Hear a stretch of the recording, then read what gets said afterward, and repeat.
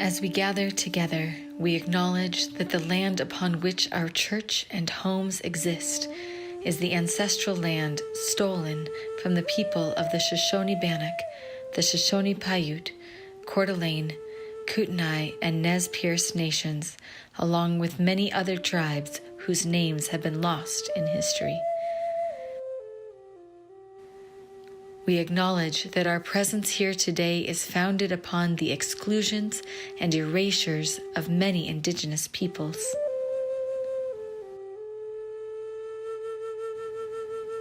With this acknowledgement, we wish to demonstrate our ongoing commitment to the work of dismantling the legacies of settler colonialism. We honor Indigenous peoples' connection to the land and support their right to sovereignty.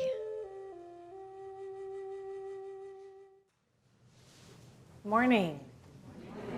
Welcome to the Boise Unitarian Universalist Fellowship. We are a spiritually diverse, justice-seeking religious community with one great aim: to grow in love.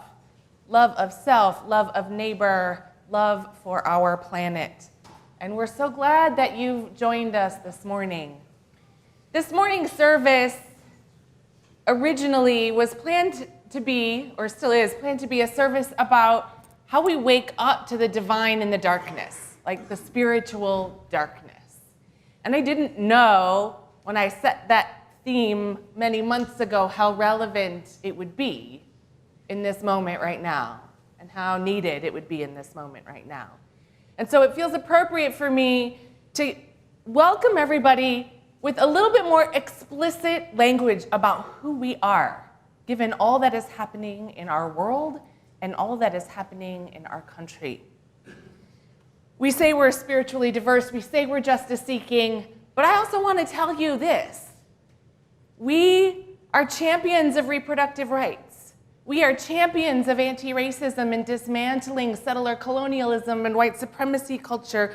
We are champions of our LGBTQ community. So if you or someone you love needs to access abortion care, we will help you get the care you need. If you or someone you love needs to access gender-affirming care, we will help you get the care you need. If you or someone you love is being targeted in our community or in our state or in our country and you need a safe place, we will help you find one. There's a lot more that I could say, but I thought today would be worth being explicit about that because we too lead with our religion here in this community. We're going to hear a lot about leading with one's religion in the coming months in this election cycle, so I just thought it would be important for us to claim that as well. So we welcome you. We welcome you with open minds, with open hearts. Whoever you are, whomever you love, however you identify, wherever you are on your spiritual journey, you are welcome here.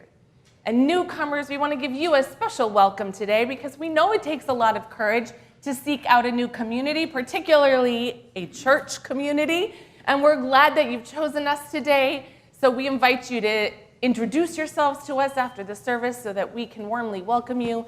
And in the chat, if you're on Zoom, so that we can warmly welcome you there and share with you all that is happening here in our fellowship. And let's take a moment to make sure we welcome our virtual community. Those of you that did not venture out in the cold this morning and are curled up, cozy, wherever you are with your coffee or tea, perhaps you're still in your pajamas. We are so glad you're there. We have the ability to see you on our screens now, so if you're able and willing to turn your cameras on for just a moment and wave at us. I see Mark and Edith and Sandy. I can't read all your names, and there's Gwen. It's really delightful to see all of your faces. Thank you for being there and reminding us that we worship as one beloved community beyond the walls of this sanctuary. I have a few announcements that I want to share for the whole community this morning. First, I want to express our gratitude. Every week we do this to our hospitality volunteers, helping provide coffee and tea and refreshments in our hospitality room. That's Anne Marie and Mark Bussolini this morning. Thank you.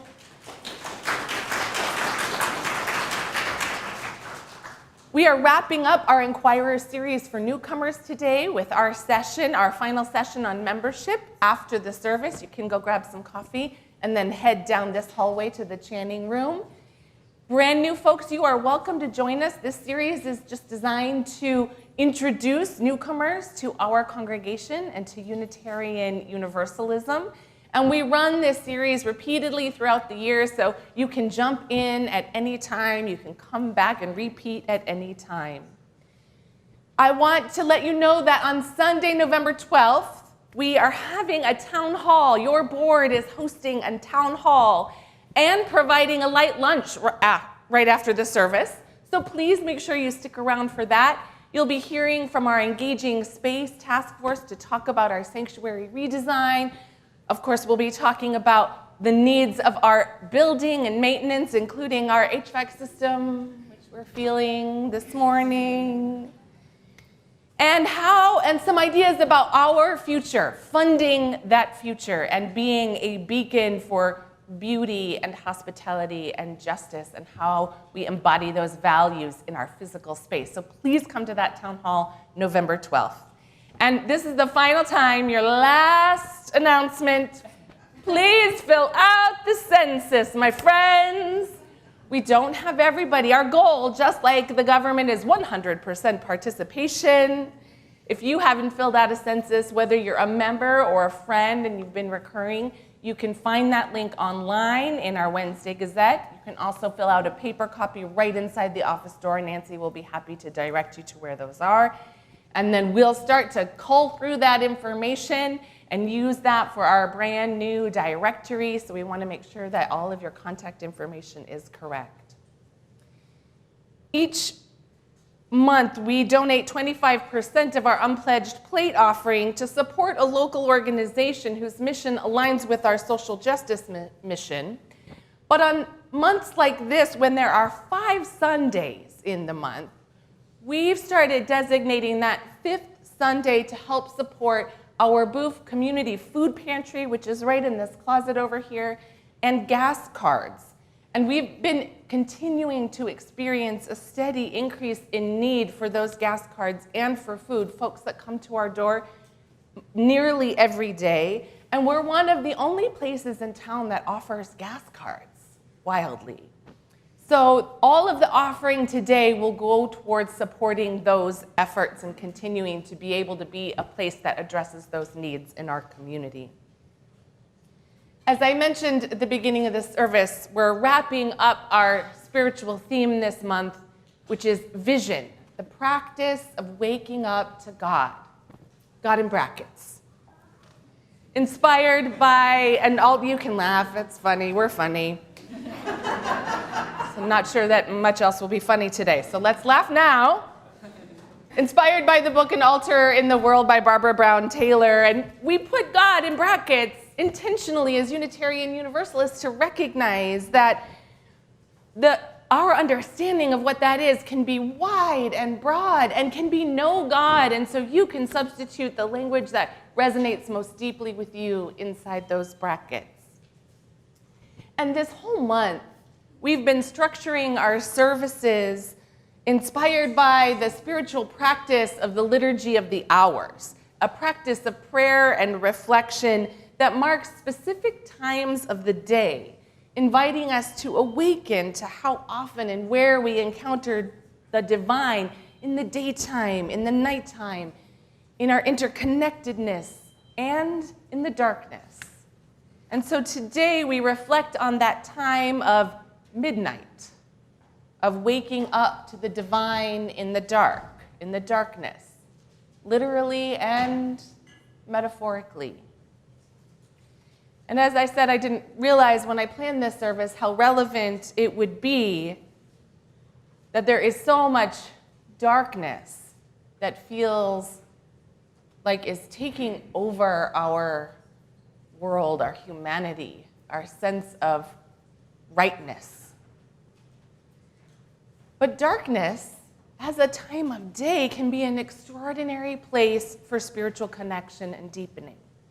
There's something mystical about the nighttime and that feeling it brings of quiet and stillness that feeling when our internal rhythms in our bodies shift and we find more stillness than we might find during the daylight hours, when life moves a little faster. I love going outside in the dark. I love looking up at the sky. I love when the moon is full, like it has been this weekend. This morning, it was still full when I woke up this morning on the horizon. There's something extra magical about a full moon in the darkness. I love breathing in that night air and feeling my whole body settle into a kind of peacefulness that is sometimes, a lot of times, harder to access during the day. But darkness contains multitudes. And darkness also holds despair, pain, and loss and grief. And all of that seems to grow by the day in our own lives, in our wider world.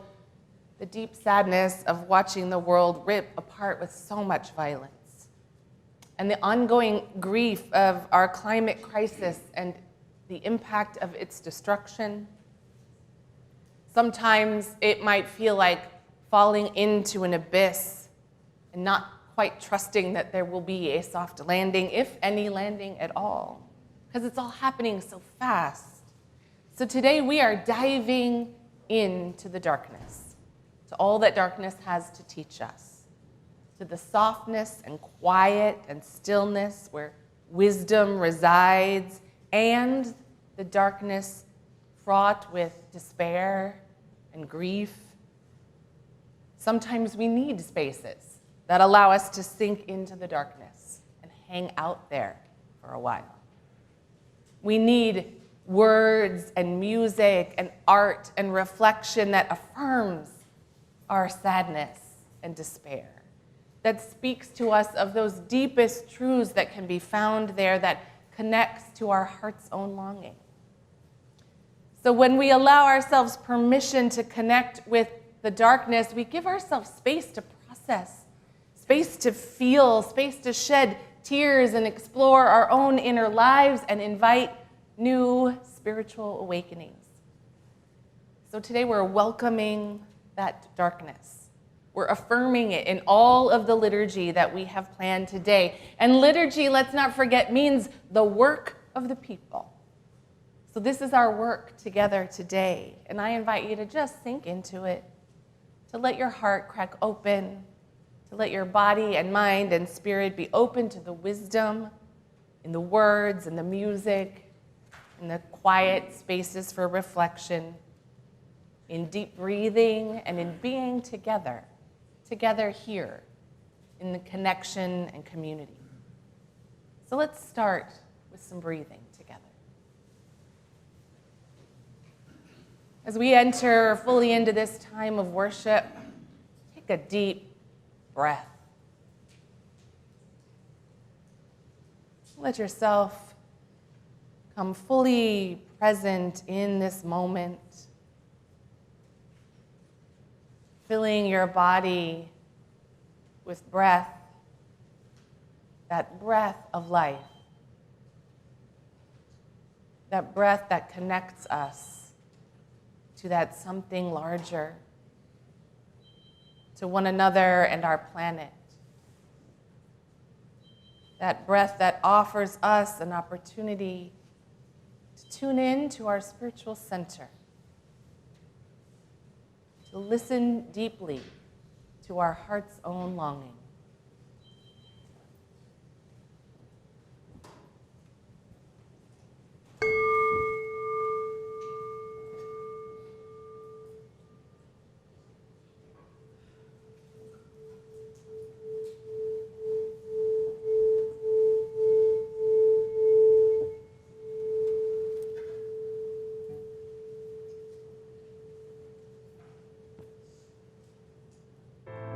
It's 3:23 in the morning, and I'm awake because my great-great-grandchildren won't let me sleep.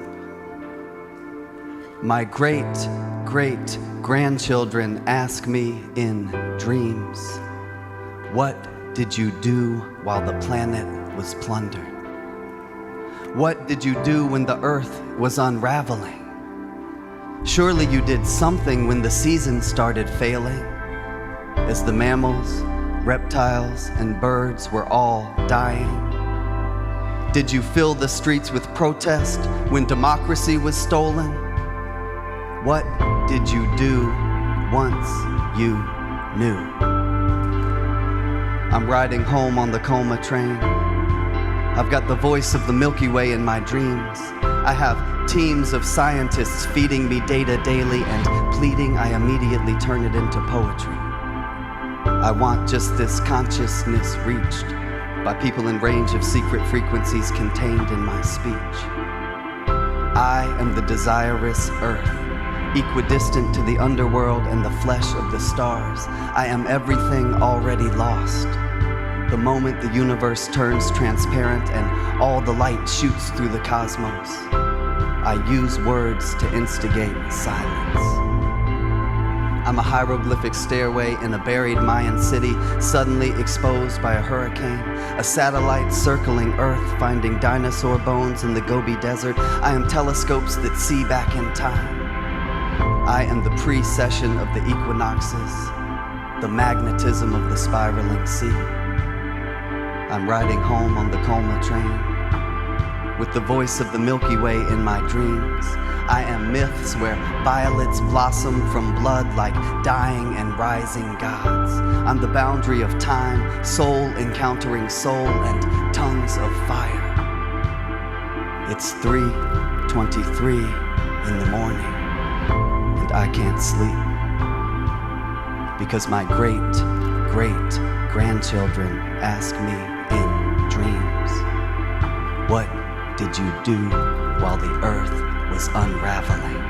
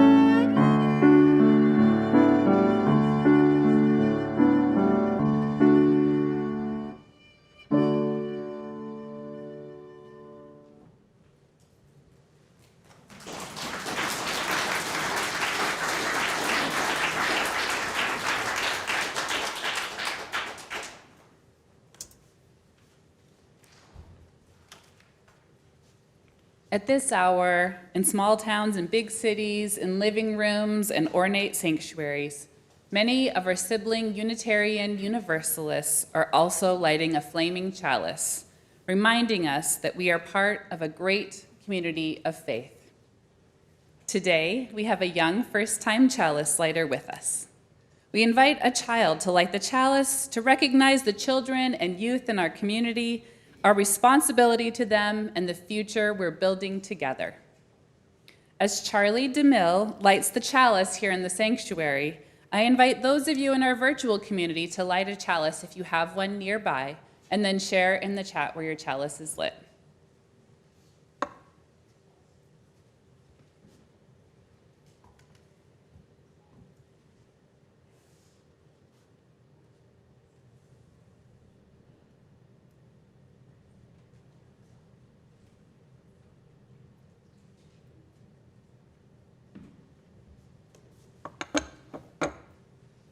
So Charlie, this is his first time lighting the chalice. Great job, bud.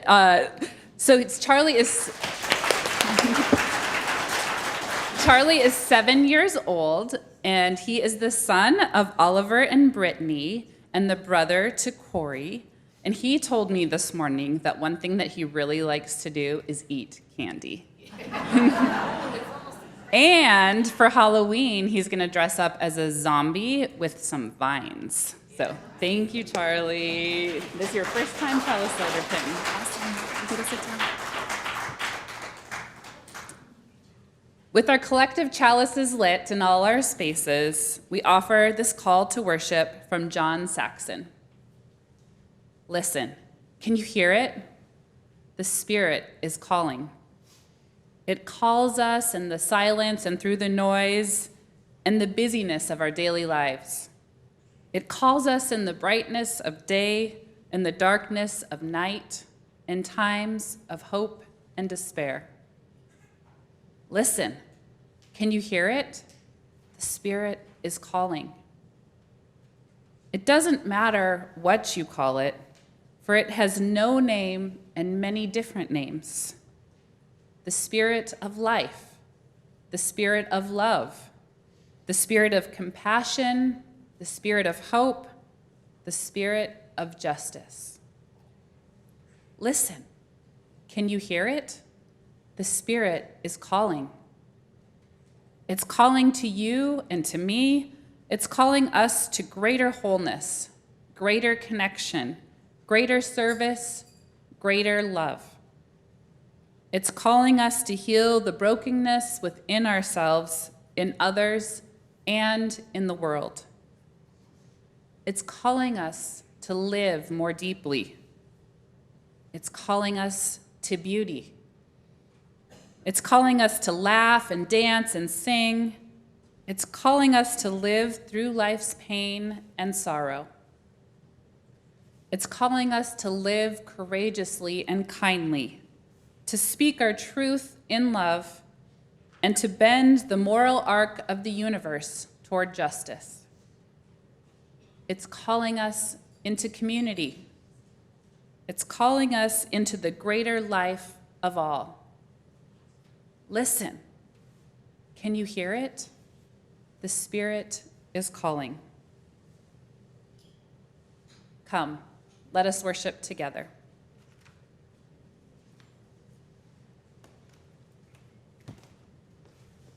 And I'm calling all of our young people to come down here and join me for our Time for All Ages.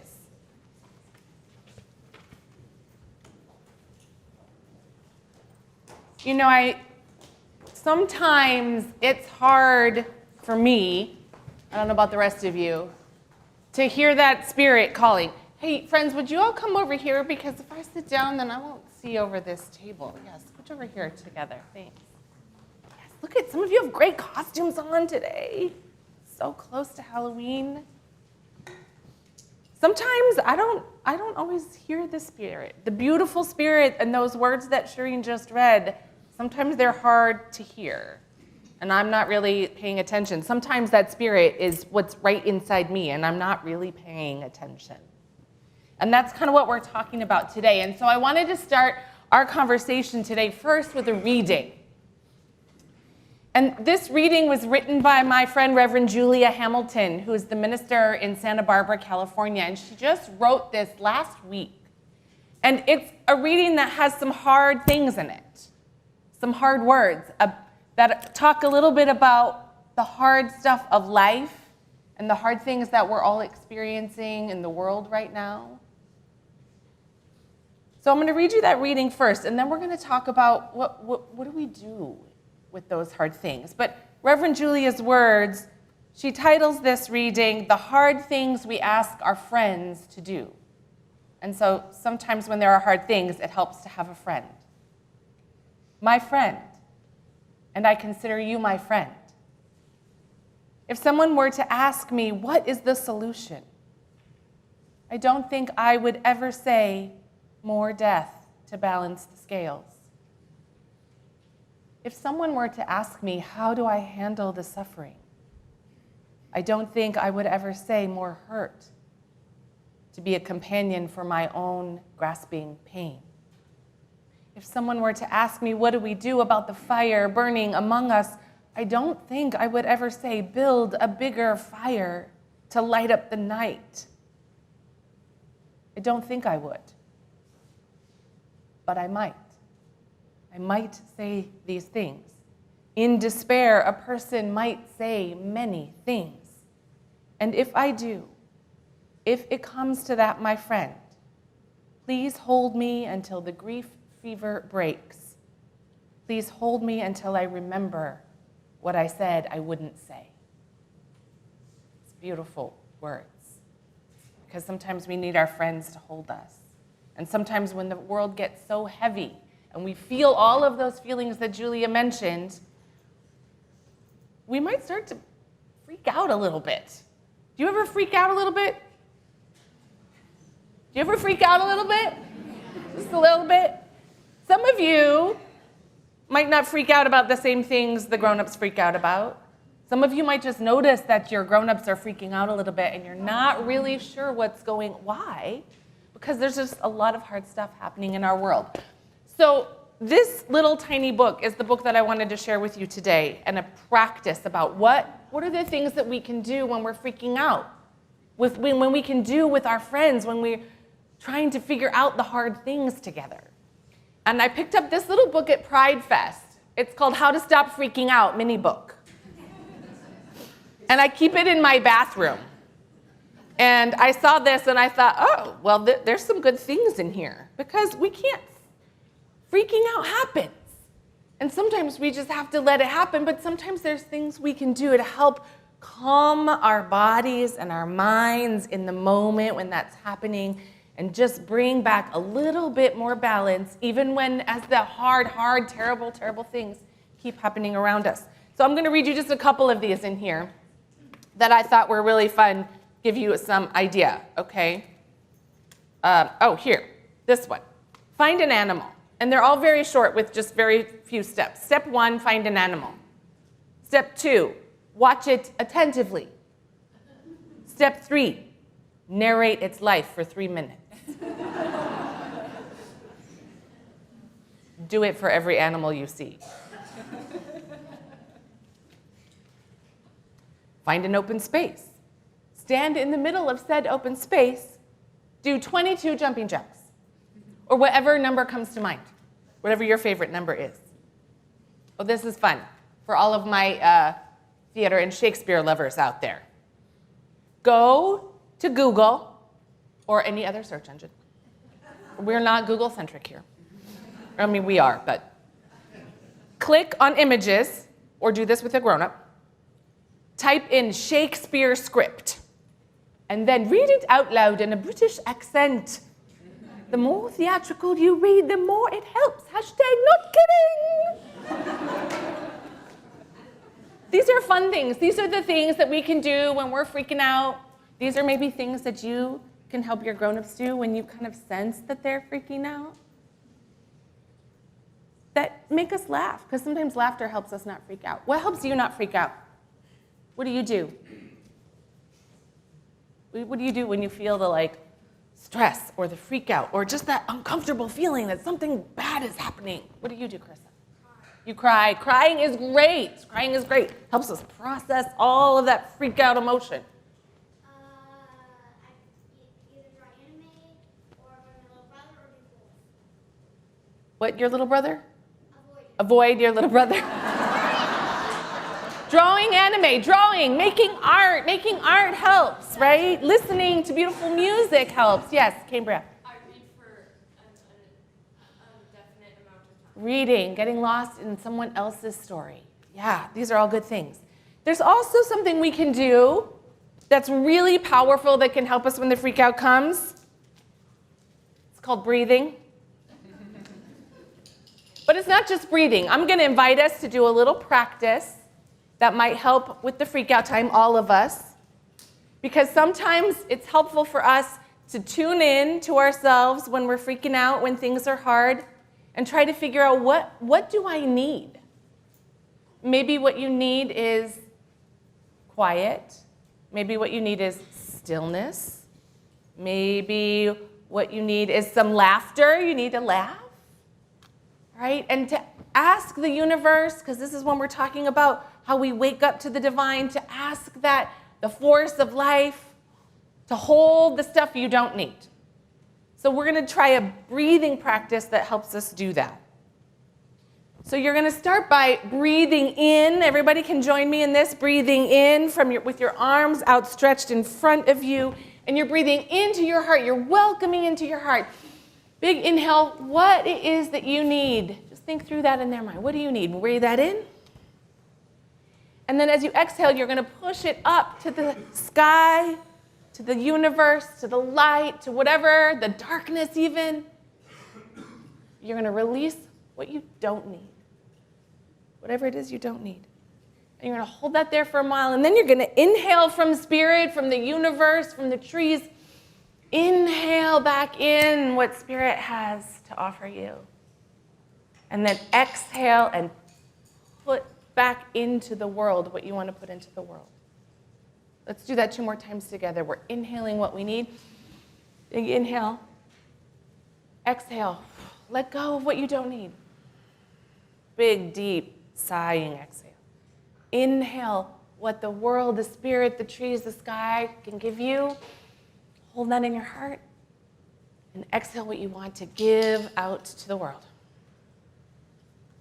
Okay, 1 more time. Inhale. Exhale, let it go. Inhale, bring it in from spirit. And exhale, share it out. Sometimes that breathing really, and sometimes when we breathe with movement in our body, it kind of helps regulate our whole nervous system.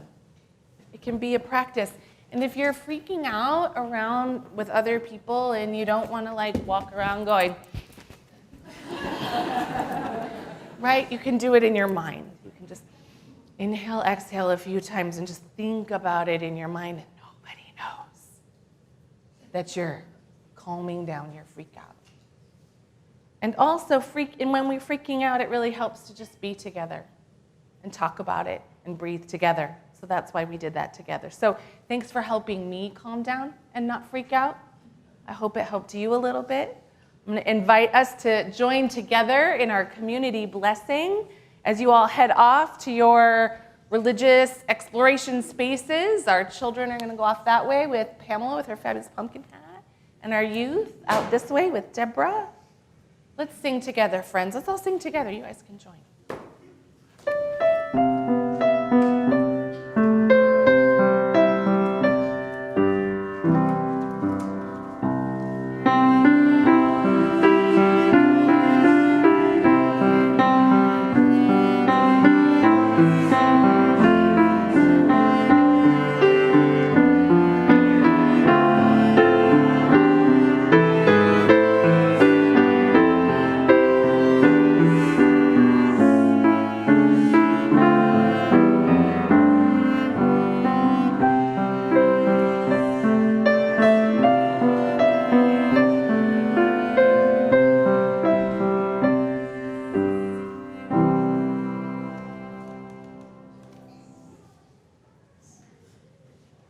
Did you know that acts of generosity reduce anxiety and stress? Orienting ourselves to the outside world instead of hyper-focusing on ourselves, giving instead of receiving, helps us reduce cortisol and is a natural confidence booster. So we incorporate generosity into our weekly worship service to remind ourselves that giving is also a powerful spiritual tool, especially in times of darkness. And those gifts don't have to be huge gifts. Any sort of giving and generosity works. When we give, we say yes to the natural cycle of abundance in our lives. We give to remind ourselves how many gifts we have to offer. We give to remember that we are part of something bigger than ourselves. We give because we believe in music and sacred space. We give with the faith that together we have enough. Today, we share those gifts with people in our community, people struggling to get by, experiencing homelessness, people who come to us for just a little bit of extra help with food or gas. And we share those gifts as an expression of our commitment to living out our faith in the world. However you choose to give, you nurture our community, and we are grateful. I invite the ushers to come forward, and our offering will be gratefully received.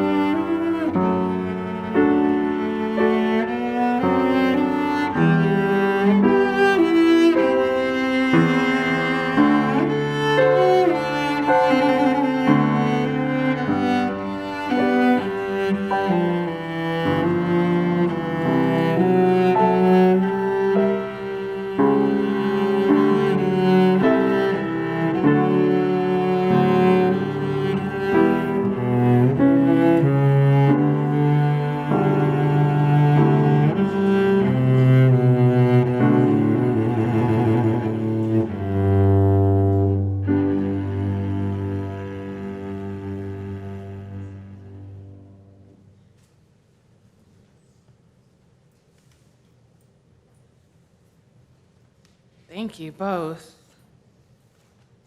You know, oftentimes listening to deep, powerful, sad music helps me not freak out too.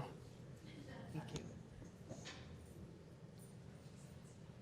In times like these, when the spiritual darkness closes in and the rays of hope are hard to find, so often despair sets in.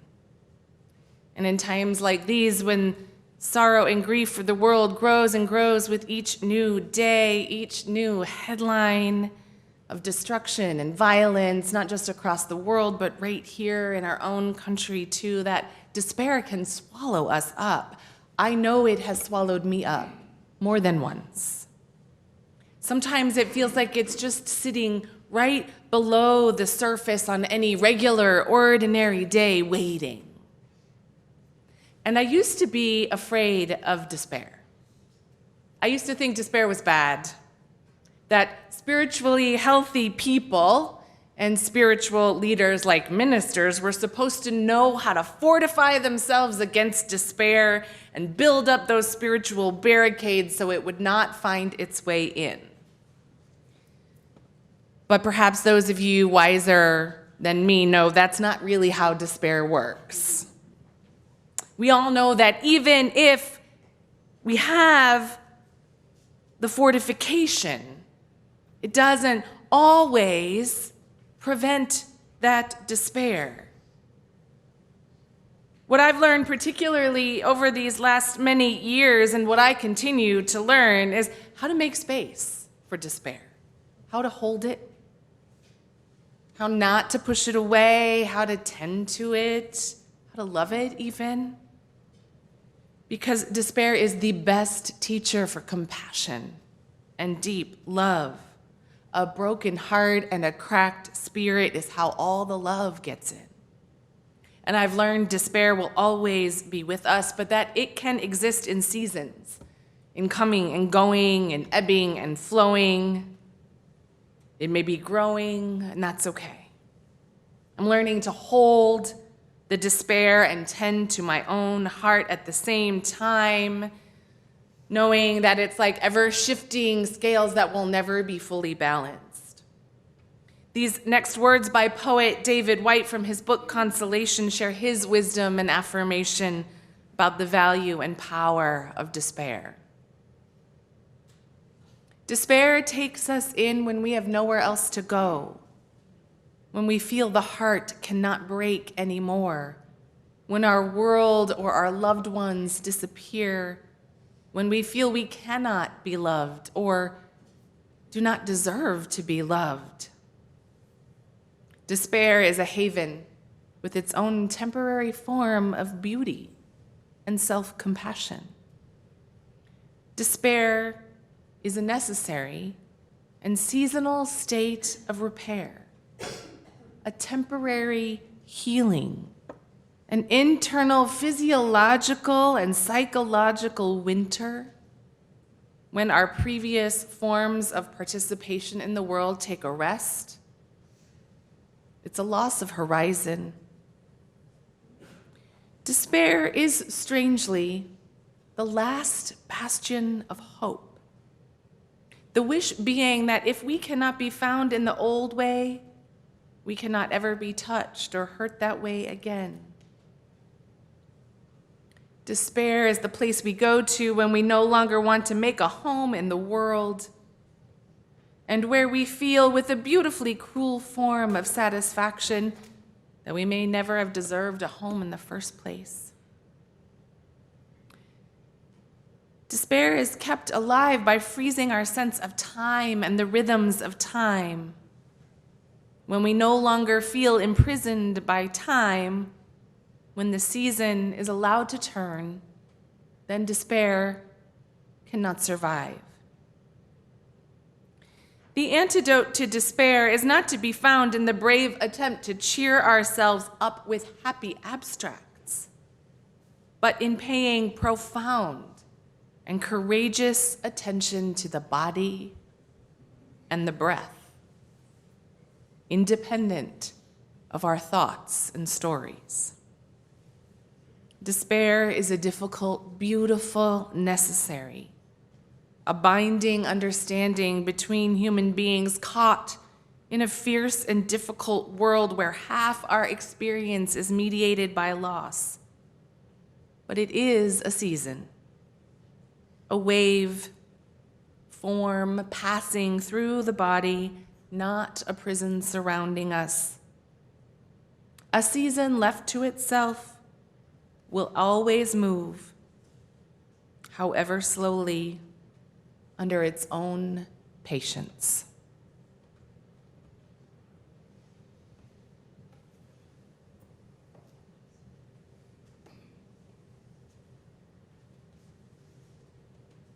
Sometimes we need a physical place to put our despair, to remind ourselves of its seasonality.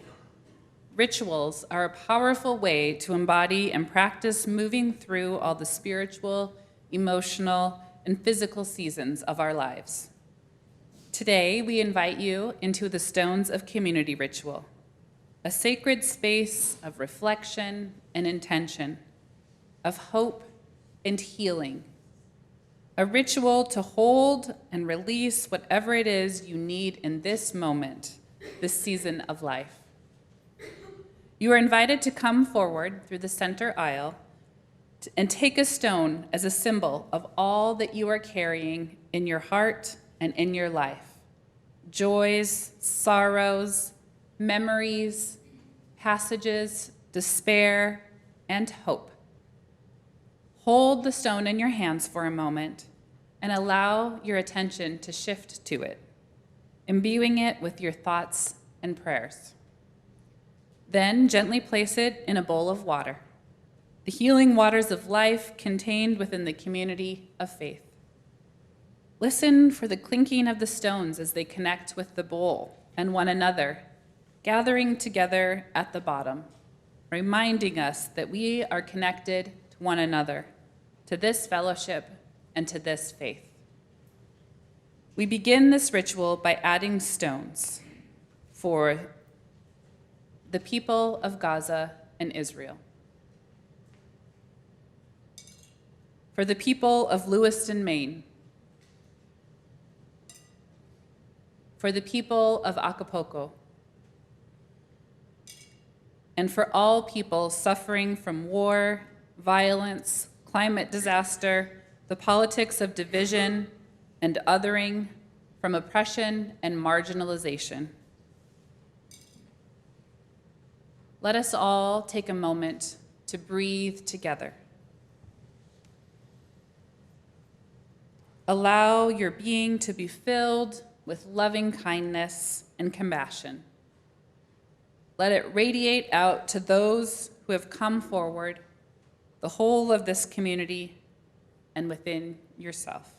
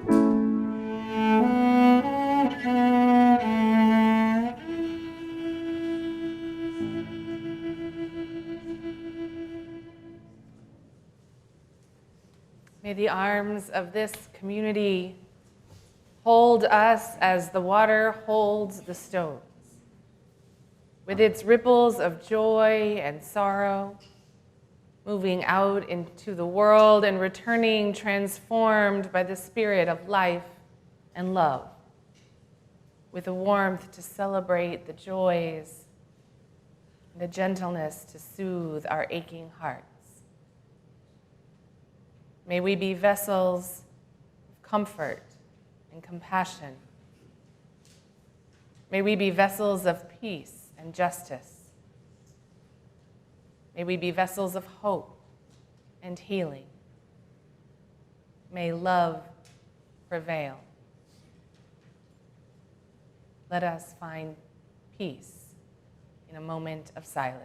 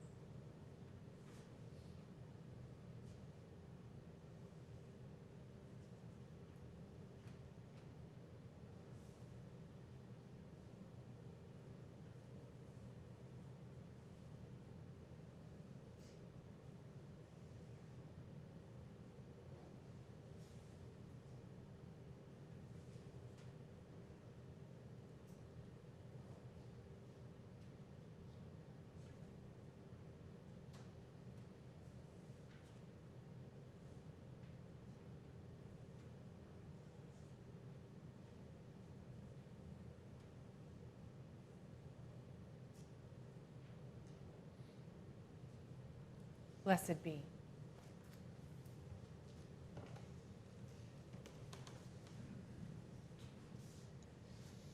Wrestling with darkness and despair is commonplace in justice movements, especially these days when those in power regularly dismiss injustices, deny truth, and work to silence the voices of activists, particularly our youth and certainly youth of color. And in the midst of all that, young movement leaders turn to art as an act of resistance, as a way to claim history, to acknowledge ancestral land, and to hold us to account, while also reminding us of the love that lies at the heart of any change-making endeavor. Ayesha Siddiqa is one of those climate justice leaders. A Pakistani American and co-founder of Fossil Free University and Polluters Out. Ayesha has been part of many recent climate protests and projects led by youth of color.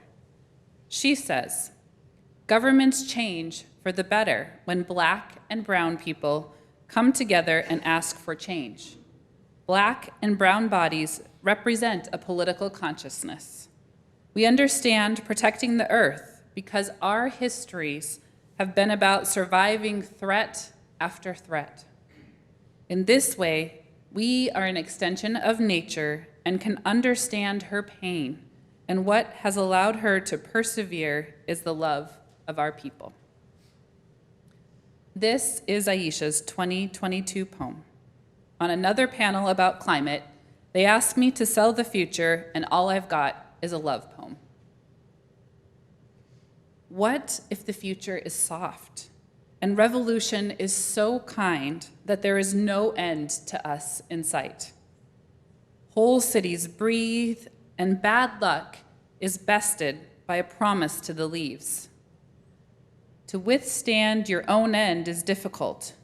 The future frolics about, promised to no one, as is her right.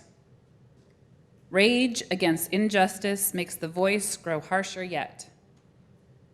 If the future leaves without us, the silence that will follow will be an unspeakable nothing. What if we convince her to stay? How rare and beautiful it is that we exist. what if we stun existence one more time? When I wake up, get out of bed, my 7-year-old cousin with her ruptured belly tags along.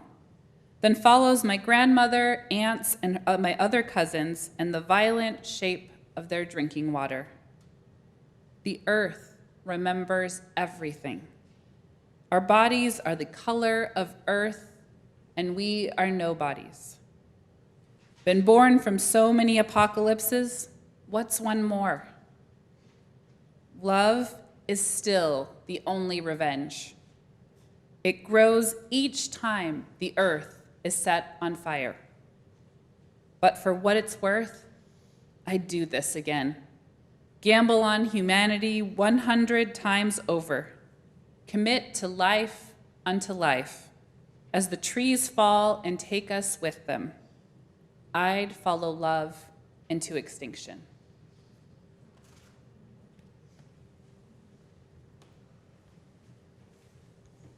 I'd follow love into extinction. I played this poem for my 18-year-old in the car on Friday on the way home from school, and when it was over after that last sentence, we both just kind of sat there breathless. Love is the only revenge. What else is there to say?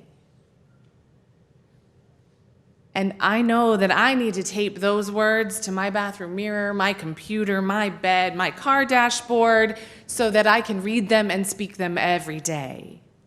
Love is still the only revenge. That same love that holds the center of our faith and our theology. It seems so clear and so simple, this love. But we know it is not so simple. If it were simple and easy, we'd all be living in peace and harmony with housing and food and clean water and fresh air, with no prisons or police or borders, with access to healthcare, the full spectrum of healthcare, and equal rights and protections, with living sustainable wages, with community gardens and bike paths, with the freedom to love whomever we choose and be exactly who we know ourselves to be, who we say we are, without fear or the need for safety plans. That's my utopia that love can create.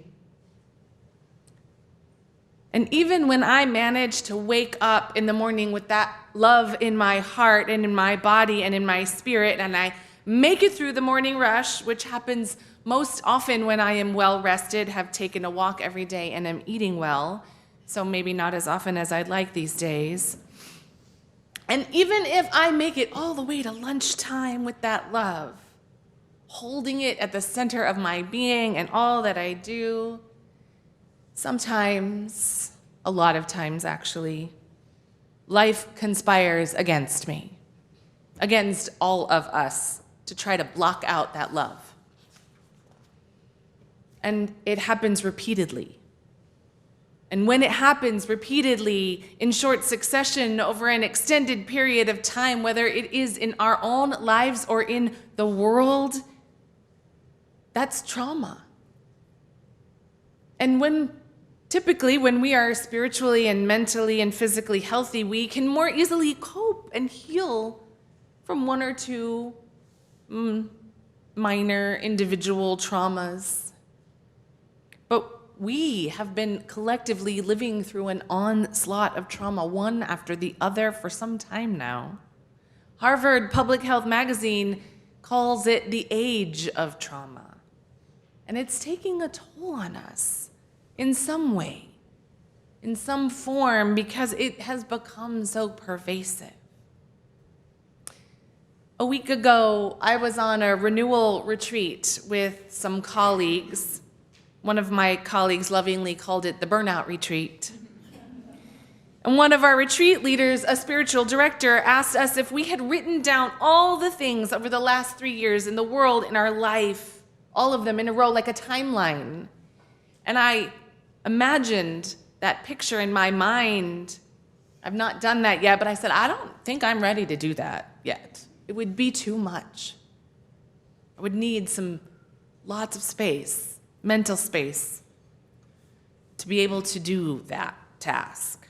And the too much just continues. And we might be tempted to turn away from it, to turn away from the too much. But we can't turn away from it. Not entirely. Because to turn away from it all would mean we'd have to deny those values that we hold at the core of this faith and the core of who we are. It would mean that we would have to pretend that the violence, the hate, the destruction, the systemic oppression, all oppressions, climate change, we'd have to pretend that none of it exists. Which is exactly how systems of control and oppression and fascism function and thrive, fomenting exhaustion and chaos and overwhelm. Last week, I started my adult RE class on fighting fascism, where we're working with the UU Ministers Association Berry Street lecture that was about the tactics of fascism, and we're learning this. That is how systems of oppression function, fomenting exhaustion and chaos and overwhelm on the premise that it will wear people down and they will stop resisting and stop fighting and stop protecting the most vulnerable. And sometimes, as history has shown us, they are right. But that is not who we are. We Unitarian Universalists believe in facts and truth and history and science. And we rail against those who deny those things, who deny truth, who deny oppression and persecution, who think war is the only way to peace, who deny the existence of the people we love, who deny the impacts of their own injustices. And because of that, because of this faith that I invite in to be a North Star, a guiding force, the center of my being, I cannot turn away. I will not turn away. We cannot turn away. The life and love to which I have committed myself, this faith requires me, insists upon me to push back, not to turn away, to resist, to fight like hell, to follow love into extinction, to follow love, to let love be the only revenge. And it won't be easy, and following love will not fix all the world's problems, as my teenager so helpfully pointed out to me in the car. But it will help us not turn away. It will help us to keep reaching out. It will help us to keep being the ones that say, we are here, we will help you. If I am beloved, so are you. If you are beloved, so am I. That belovedness is the antidote to fear. And to do that, I know we will need all the spiritual fortification we can muster, all the spiritual tools we can employ and create, the spiritual tools of the darkness, all that breathing and breath work, all the sad, beautiful melodies and music, all of the art, the painful and the beautiful, the quiet moments of reflection, the fresh night air, the moon in all of its glory, the vast night sky that reminds us of the expanse of this universe of which we are just only one tiny part, and the quiet connections of community that remind us that we are not alone. Somewhere we can bring our grief and despair, our inner darkness, our longing to make space for it, to be with it alongside the joys and simple pleasures of life. Because those spiritual tools and connections, is where this powerful, big, wild, fierce love lives.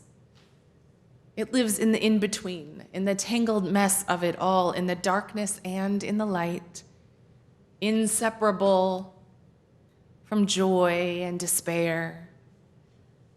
And with that love, when we occupy that space of love and we let that love occupy us, we remember that we can seek out and amplify what is good and beautiful without denying what is not. That is our spiritual awakening.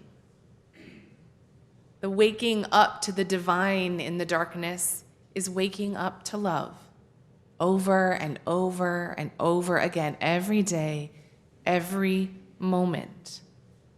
The darkness is beautiful, and love still lives there. Let love be the only revenge.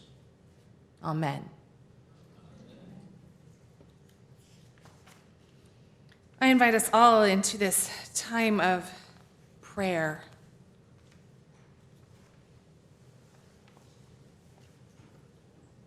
And meditation. I invite you to keep breathing. Spirit of life and love. We long for a world that thrives in peace. A world driven by compassion. A world fueled by love. We long for a world where violence ceases, where beauty grows,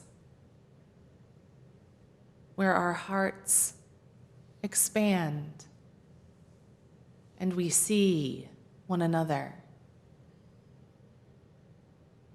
where we can reach out and know that another will reach back,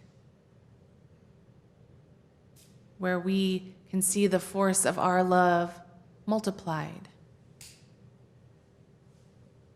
And even as that world becomes obscured, lost in a season of darkness, even when we find ourselves turning inward, lost in our own seasons of darkness,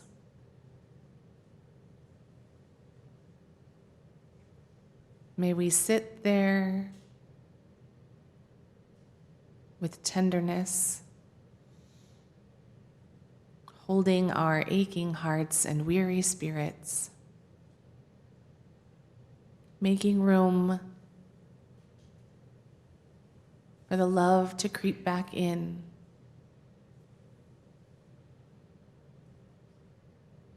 turning toward humanity, toward goodness, toward beauty, toward belovedness